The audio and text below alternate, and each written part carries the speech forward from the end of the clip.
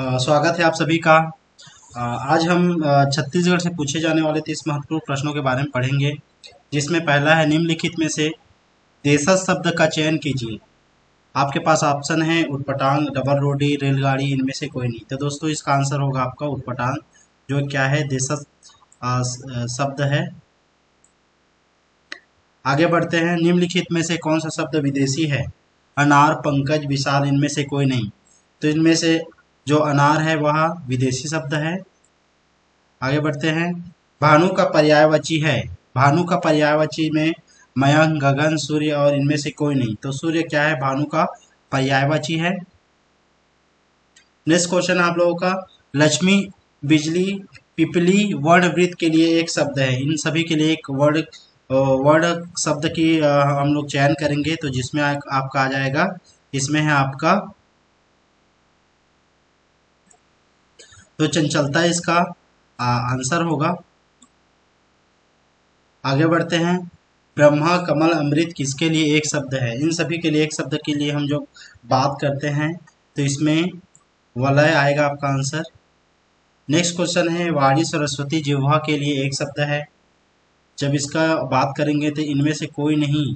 माता, जगत जननी, दात्री, इनमें से कोई नहीं, ये इनके लिए प्रयुक्त होता है। नेक्स्ट क्वेश्चन है, हिंदी में सर्वनाम की संख्या है।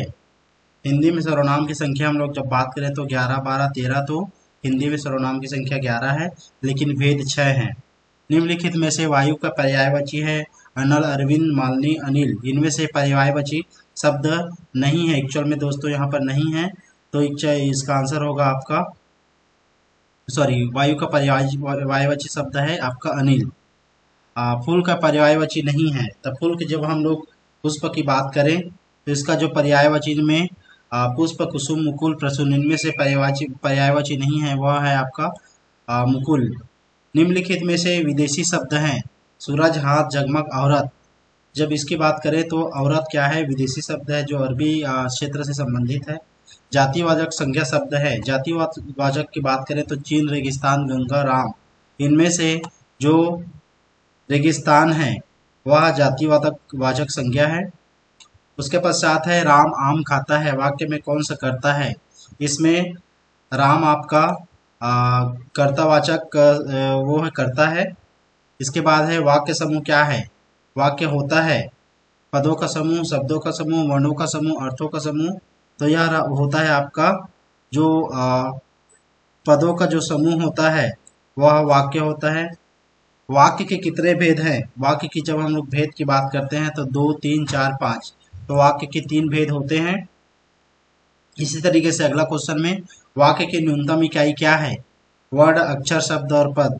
तो इसमें हम लोग बात करेंगे तो वाक्य की सबसे छोटी इकाई वर्ण होती है। निम्नलिखित स्वरों में कंठ तालव्य स्वर है। कंठ तालव्य की बात करेंगे तो आ, ई, उ, ए, इनमें से आपका जो अ है वह है कंठ तालव्य स्वर।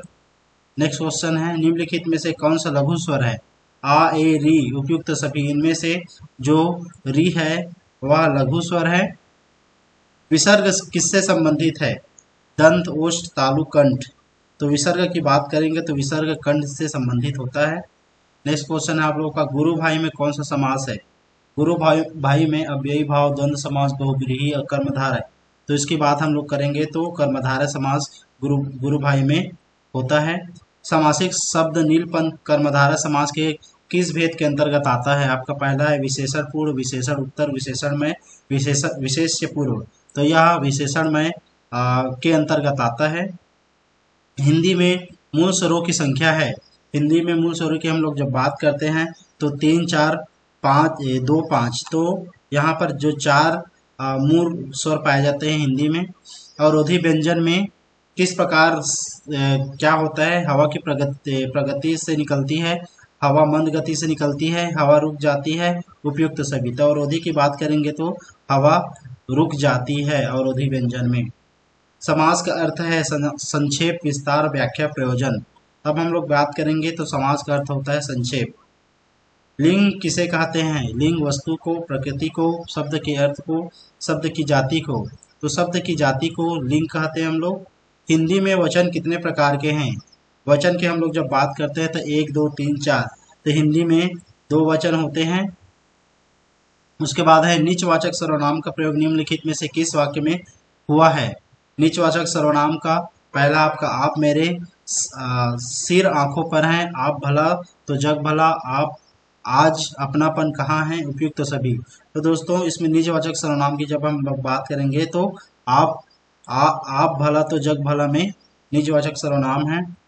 वैसे कौन सा वाक्य विशेषण रहित है, इसमें से कौन सा वाक्य है जो विशेषण रहित है, जिसमें पहला है आपका रोटी मत खाओ, ऐसा ना हो कोई आ जाए, परी पड़ती है, वह तुमसे बढ़कर है। तो यहाँ पर परी पड़ती है में विशेषण रहित वाक्य है। द्वंद्व समास कितने भेद हैं, द्वंद्व समास की हम लोग जब बात करेंगे तो 4, 3, 2, 5। तो इस तरीके से इसमें हम लोग देखेंगे तो इसमें 3 द्वंद्व समास के 3 भेद हैं। अगला क्वेश्चन है महर्षि का संधि विच्छेद चुनिए। महाधन ऋषि, महाधन अर्षि, महाधन अर्षि, महाधन ऋषि। इसमें से महर्षि का जो संधि विच्छेद होता है महाधन ऋषि होता है। पावक का संधि विच्छेद की हम लोग जब बात करेंगे तो पौधन अक, यहाँ पर हम लोग जब बात करेंगे पौधन अक, पोधन अक, पाधन अक और पाधन वक। तो इसमें जो पौधन अक जो अक होता है वह पावक का संधि विच्छेद होता है। तो इस तरीके से ये 30 महत्वपूर्ण क्वेश्चन आपके कंपटीशन एग्जाम के लिए बहुत ज़्यादा इम्पोर्टेंट है। तो आज के लिए इतना ही, थैंक यू।